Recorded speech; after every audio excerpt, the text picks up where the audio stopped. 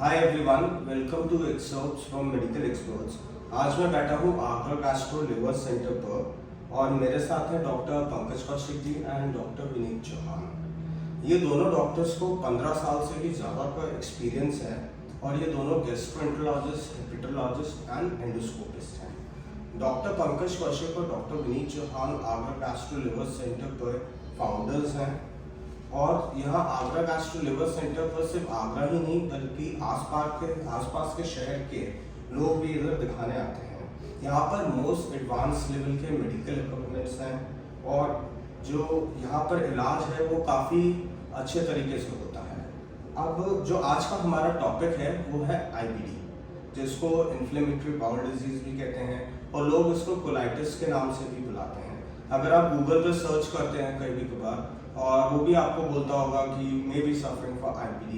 तो यही हमारा सवाल है और इसी बारे में आज हम बात करने वाले हैं। तो मेरा पहला सवाल आपसे है डॉक्टर पंकज कि जो ये कोलाइटिस या IBD है ये होता क्या है? IBD जैसे इसके नाम में ही है, इन्फ्लेमेटरी बाउल डिजीज। बेसिकली जो आंत होती है उसका इन्फ्लेमेशन हो जाता है, सूजन आ जाती है, जो कॉमनली भाषा में बोला जाता है। इसको इन्फ्लेमेटरी बाउल डिजीज बोलते हैं। ओके, तो इसमें ऐसे क्या लक्षण होते हैं कि मतलब पता पड़ सके कि हमें IBD हो रहा है? देखिए, IBD के यूजली दो प्रकार होते हैं, जिसको हम अल्सरेटिव कोलाइटिस और क्रॉन्स डिजीज के नाम से जानते हैं। कॉमनली इंडिया में अल्सरेटिव कोलाइटिस काफ़ी पाया जाता है। इसके जो कॉमन लक्षण होते हैं, जो हमें कॉमनली मरीजों में मिलते हैं, नॉर्मली मरीजों को बार बार मोशन होता है, उसको जाना पड़ता है, मोशन के साथ ब्लड आने शुरू हो जाता है धीरे धीरे, फिर उसको पेट में दर्द, कभी कभी हल्का फुल्का बुखार, कमजोरी आना, ये सब सिम्टम्स होते हैं। लेकिन दिक्कत इसमें ये आती है कि ये सिम्टम बीच बीच में मरीजों के अपने आप ठीक हो जाते हैं, जिसको हम रिलैप्सिंग कोर्स बोलते हैं। बीच में ठीक हो गए, 1-2 महीना ब्लड आया, फिर ठीक हो गया, तो मरीज को लगता है कि हमारी बीमारी ठीक हो गई है, लेकिन ऐसा होता नहीं है। इससे काफ़ी कन्फ्यूजन क्रिएट हो जाता है मरीजों के मन में। तो ध्यान ये रखना होता है कि भाई जिसको भी अगर थोड़ा सा भी ब्लड कभी आए, मोशन बार बार हो रहे हैं, तो उसको तुरंत दिखाना बहुत ज़रूरी है।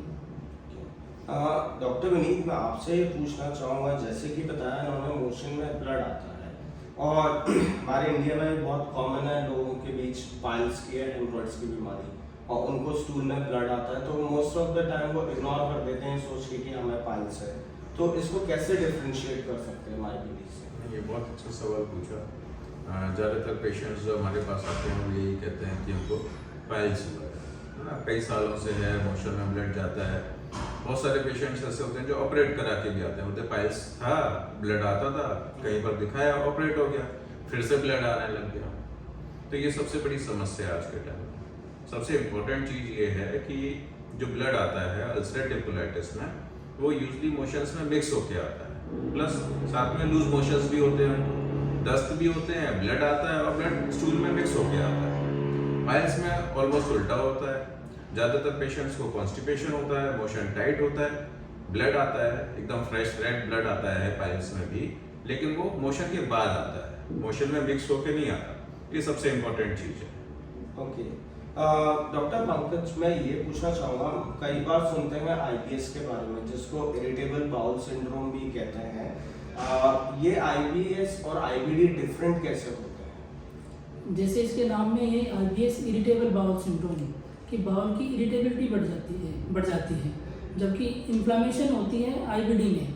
तो जो IBS के मरीज होते हैं उनमें बार बार मोशन आना, हल्का सा पेट में दर्द होना, खाना खाते ही मोशन चले जाना, उनको फील होने लग जाता है और उसका स्ट्रेस लेवल बढ़ जाता है। पेशेंट बहुत स्ट्रेस में चले जाते हैं कि हमें ऐसी क्या बीमारी लग गई है, क्यों ठीक नहीं हो रही है। तो डॉक्टर के पास जाते हैं, सारी जांचें कराते हैं, जांचें सब नॉर्मल आती हैं। तो ये देखा यह जाता है कि इससे एंजाइटी बहुत बढ़ जाती है मरीजों की, IBS के पेशेंट्स में। तो ये देखना बहुत जरूरी है कि पेशेंट को ब्लड तो नहीं आ रहा है, वजन तो कम नहीं हो रहा है, खून की कमी तो नहीं हो रही है, पेट में दर्द बना तो नहीं रहता है। तो ये सब सिम्टम्स अगर होने लग जाए तो तुरंत गैस्ट्रोएंटरोलॉजिस्ट को दिखाना चाहिए। ये दोनों में डिफरेंस होता है। मैं ये जानना चाहूँगा कि जो ये कोलाइटिस है इसका कारण क्या होता है? देखिए, कारण तो बहुत मुश्किल है ना, कोई एग्जैक्ट कारण आज तक पता नहीं चला। अलग अलग हाइपोथेसिस हैं, कुछ रिस्क फैक्टर्स हैं, दोनों की ही बात कर लें। अगर आप IBS भी बोलते हैं या अल्सरेटिव कोलाइटिस या इन्फ्लेमेटरी बाउल डिजीज की बात करते हैं, किसी का एग्जैक्ट कोई कारण नहीं है। अल्सरेटिव कोलाइटिस में हालांकि जेनेटिक फैक्टर्स काफ़ी रोल प्ले करते हैं। अगर फैमिली में किसी एक को अल्सरेटिव कोलाइटिस है तो फैमिली में दूसरे मेंबर को होने के चांसेस बढ़ जाते हैं। कुछ और भी रिस्क फैक्टर है, लेकिन डेफिनेट ऐसा कुछ नहीं है कि ये चीज़ है तो इससे अल्सरेटिव कोलाइटिस होगा ही होगा। सेम चीज़ IBS के साथ भी है, कोई स्पेसिफिक रिस्क फैक्टर नहीं है। जैसा कि डॉक्टर पंकज ने कहा, IBS में कोई डायग्नोसिस में कुछ नहीं मिलता, केवल एक क्लिनिकल डायग्नोसिस है। आप कोई भी इन्वेस्टिगेशन करेंगे, उसका चाहे एंडोस्कोपी हो, कोलोनोस्कोपी हो, CT स्कैन हो, कुछ नहीं मिलेगा। वो एक फंक्शनल बाउल डिजीज है, उसमें आपको इन्वेस्टिगेशंस में कुछ नहीं मिलेगा। IBS is a diagnosis of exclusion, जबकि इन्फ्लेमेटरी बाउल डिजीज या अल्सरेटिव कोलाइटिस में कोलोनोस्कोपी उसका डायग्नोस्टिक प्रोसीजर है। कोलोनोस्कोपी से हम उसकी डायग्नोसिस बना सकते हैं। ओके, फिर मैं आपसे ये पूछना चाहूँगा, जैसे डॉक्टर विनीत ने अभी बताया कि ये जेनेटिक फॉर्म में भी ट्रांसफर हो सकता है, जेनेटिक डिसऑर्डर भी बन सकता है, इस वजह से भी ये प्रॉब्लम होती है।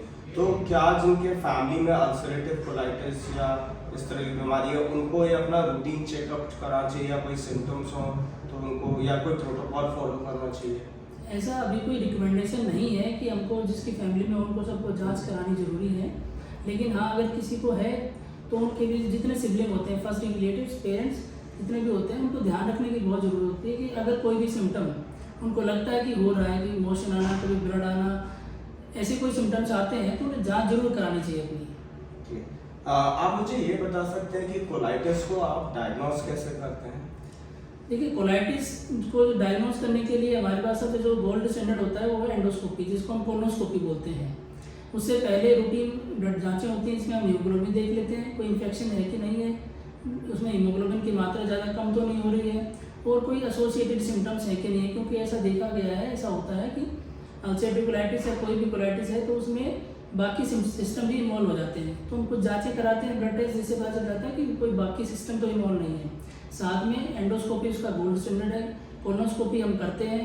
कोलोनोस्कोपी में हमें कई तरह की चीज़ें मिल जाती हैं, कभी कभी अल्सर्स मिल जाते हैं, सूजन मिल जाती है, कभी कभी खून का रिसाव मिल जाता है।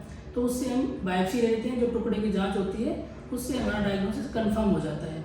उससे पहले कभी कभी CT स्कैन या MRI भी कराया जा सकता है कुछ कुछ मरीजों में, अगर हमें लगता है कि उसकी ज़रूरत है तो।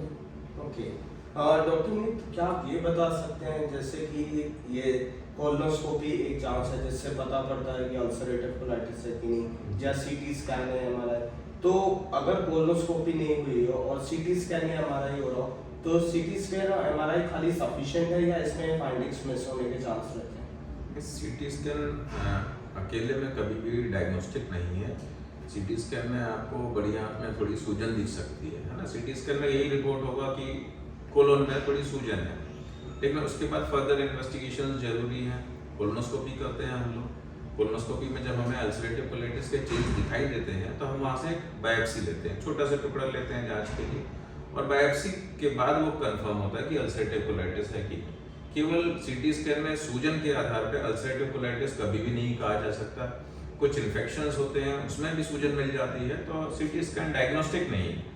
वो आपको हेल्प कर सकता है, लेकिन नॉर्मली वो फर्स्ट इन्वेस्टिगेशन भी नहीं है। हम लोगों के पास जो पेशेंट आता है जिसको लूज मोशंस हो, ब्लड जा रहा हो, तो कभी भी CT स्कैन पहला डायग्नोस्टिक स्टेप नहीं होता। ब्लड इन्वेस्टिगेशंस करते हैं हीमोग्लोबिन वगैरह चेक करने के लिए, उसके बाद नेक्स्टली हम कोलोनोस्कोपी करेंगे, सिग्मोइडोस्कोपी करेंगे, वहाँ अल्सर्स मिलेंगे तो उसकी बायोप्सी लेंगे जांच के लिए। CT स्कैन पहले कभी भी नहीं किया जाता। वो अलग बात है कि वो पेशेंट कहीं और से आ रहा है, उसको मालूम नहीं था, वो CT स्कैन करा लाया, लेकिन हम लोगों के लिए पहले कोलोनोस्कोपी होती है, फिर जरूरत होती है तो फिर आगे देखा जा सकता है। ओके, डॉक्टर पंकज, मैं ये जानना चाहूँगा कि जिन पेशेंट्स को कोलाइटिस डायग्नोस हो चुका है उनके लिए आप क्या ट्रीटमेंट अप्रोच रखते हैं? देखिए, ट्रीटमेंट अप्रोच तो सीवियरिटी के ऊपर डिपेंड करती है। माइल्ड डिजीज है, मॉडरेट है, सीवियर है, उसके काफ़ी ट्रीटमेंट प्रोटोकॉल चेंज हो जाता है। तो ट्रीटमेंट प्रोटोकॉल तो आपको गैस्ट्रोएंटरोलॉजिस्ट से मिलके ही समझा जा सकता है। आप अपने घर पे या कहीं पे ऐसे लोकल जगह पे जहाँ पे अल्सरेटिव कोलाइटिस के बारे में नहीं पता है, उससे आप ट्रीटमेंट नहीं करवा सकते, क्योंकि ये हर मरीज़ में अलग अलग तरह से होता है। वो डिपेंड करता है कि आपकी बीमारी कितनी है, कितनी सीवियरिटी है, कितने लॉन्ग टर्म से ये बीमारी चली आ रही है। ये सब फैक्टर्स होते हैं बहुत सारे। साथ में कोई एसोसिएटेड सिम्टम्स नहीं है और कोई इन्फेक्शन है कि नहीं है, ये सारी चीज़ें देखने के बाद ही उसका ट्रीटमेंट शुरू किया जा सकता है। लेकिन हाँ, इनिशियल स्टेज में अगर पेशेंट्स होते हैं तो 70 to 80% पेशेंट जो होते हैं वो दवाइयों को रिस्पॉन्ड कर जाते हैं, वो दवाई से ठीक हो जाते हैं। दवाइयाँ चलती रहती हैं, बंद नहीं होती है, लेकिन दवाई से वो कंट्रोल रहती है डिजीज़। तो कुछ लोग ये समझते हैं कि मैं ठीक हो गया हूँ, अब मैं दवाई बंद कर दूँ, तो ये सबसे बड़ी गलती करते हैं कि डॉक्टर को दिखाते नहीं हैं, आराम मिल जाता है, उसके बाद वो दवाई बंद कर देते हैं। इससे बीमारी दोबारा होने का खतरा हमेशा बना रहता है। कभी कभी इतनी सीवियर डिजीज हो जाती है कि जो शुरुआत में दवाइयाँ चली थी वो भी असर करना बंद कर देती हैं।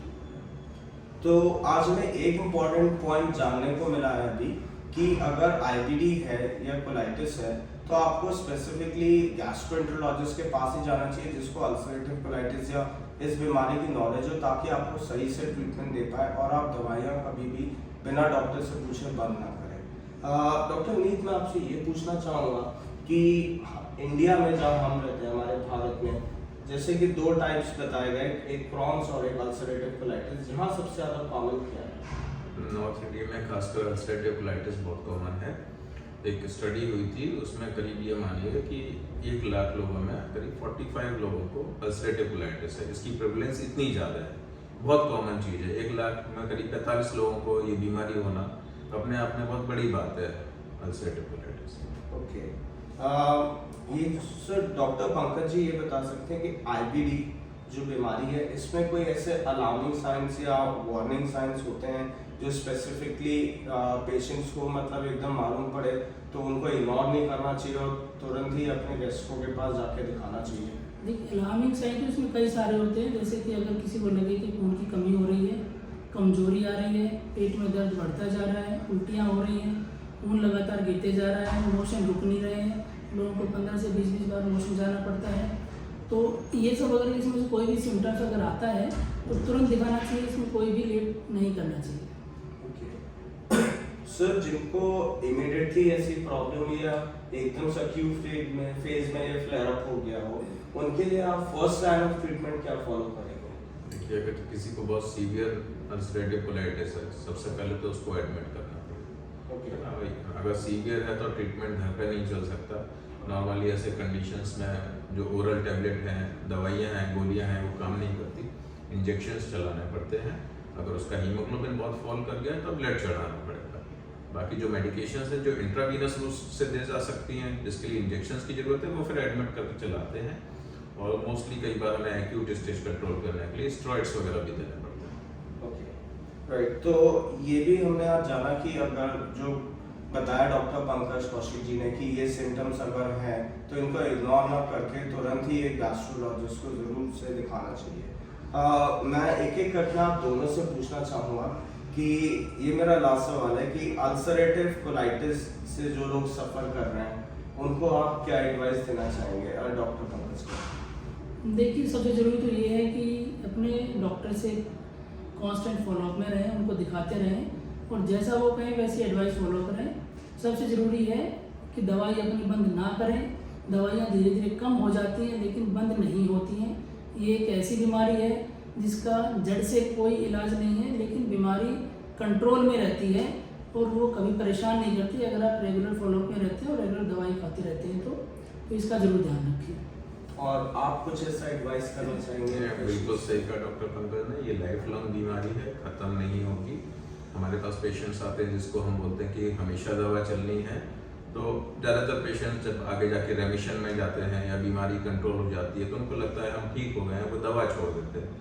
कभी मान लीजिए बीमारी कंट्रोल होने में टाइम लगता है तो वो हमारी दवाइयाँ छोड़ के कभी होम्योपैथिक, आयुर्वेदिक ट्राई करते हैं और फिर वो दोबारा हमारे पास कुछ सालों बाद आते हैं जब दोबारा से बीमारी बढ़ गई होती है। ऐसे एक्यूट फेज में हमें फिर बीमारी को कंट्रोल करने के लिए और ज़्यादा दवाइयाँ इनिशियली चलानी पड़ती हैं। तो ये समझना चाहिए कि अल्सरेटिव कोलाइटिस हमेशा रहने वाली बीमारी है, दवाइयों से इसको कंट्रोल किया जा सकता है और एक नॉर्मल लाइफ जी सकते हैं। ओके, तो ये सब डिस्कशंस के बाद हमने ये ज़रूर जाना कि दवाइयाँ हमेशा चलेंगी, ये ऐसी बीमारी है जो लाइफ टाइम रहेगी और कोई ऐसे साइड इफ़ेक्ट्स नहीं हैं क्योंकि ये दवाइयाँ बहुत से लोग ले रहे हैं और ये चलने वाली हैं, इनको बंद नहीं करना है। और आज आप दोनों से बात करके काफ़ी अच्छा लगा और ये बहुत ही हेल्दी डिस्कशन रहा और मैं होप करता हूँ कि आप सबको भी काफ़ी ऐसे क्वेश्चंस हैं जिनके आंसर्स मिल गए होंगे। और वीडियो के लास्ट में मैं आगरा गैस्ट्रो लिवर सेंटर का एड्रेस एंड हेल्पलाइन नंबर ज़रूर मेंशन कर दूंगा, ताकि आप लोगों को कोई भी ऐसी प्रॉब्लम हो तो आप लोग यहाँ कंसल्टेशन के लिए आ सकते हैं। Thank you so much. Thank you ma'am. Thank you.